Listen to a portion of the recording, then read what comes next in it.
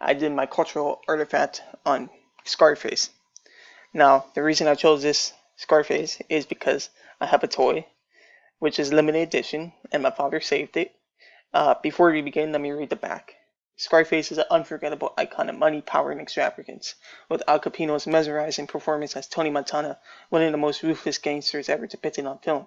The gripping 1983 crime epic has transcended generations, and its influence on popular culture continues today, with Scarface still widely perceived as the ultimate gangster film. Now, I think the intent of the creator, which were Brian De Palma as a director and Oliver Stone as the screenwriter, was to display the consequences of unbridled ambition. The target audience was the moviegoer of the 80s. It was a remake of the original 1932 film, but the ethnic group changed from Italian American to Cuban American. The target audience was adults who could understand the morality at play. However, the movie did attract a young urban following, which saw Tony Montana as an anti-hero. It still continues today over its influence in pop culture through hip hop culture. I'm not part of the target audience, however, I do have a typical understanding of the intended audience. I would use the same signs as the director and screenwriter because they do a good job at portraying the spiral of chaos that Tony Montana starts that eventually leads to his death. I do believe that directors today, in today's culture, would be more explicit and extreme in their portrayal of violence and drugs. Because in 1983, this film had a huge shock value in the violence and drugs that it portrayed.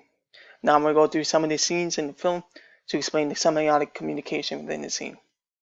The first thing I'm going to go over is when he's a dishwasher in a cafe. Now this cafe is positioned directly over across the street from a gangster hangout. It's pretty much a club. Now over here is the club, and you can see Tony Montana's body language and positioning, and even the way he's dressed. He does not want to be there. He's looking out into the future, into what he wants to be and who he can become. Now, this is later on in the film once he starts to take on drug trafficking deals and jobs. He starts to gain money, and you can see already he's much more upright, much more confident, has the white fancy suit, the over-the-top car. Now he does become very egocentric, and it gets the best of him.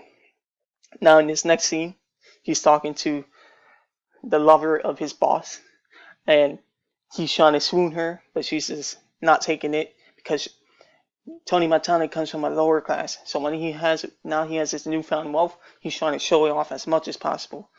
But the lover comes from a higher class, so she sees this as a desperation of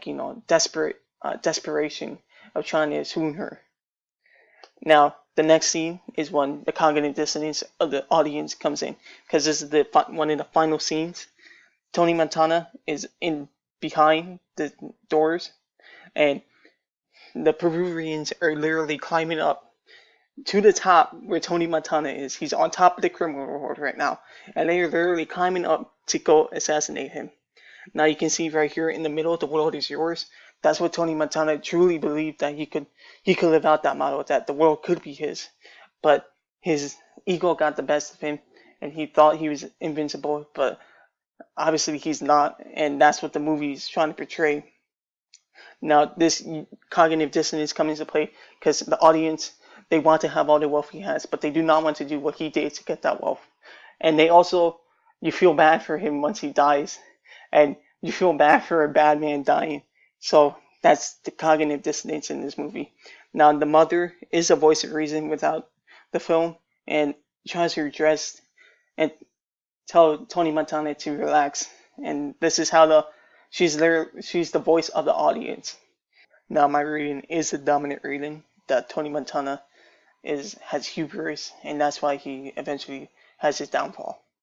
But there could be oppositional reading, that Tony Montana, depending on what your personal values are, you can see his focus and his determination, and you can see that and be like, that is what a hero is.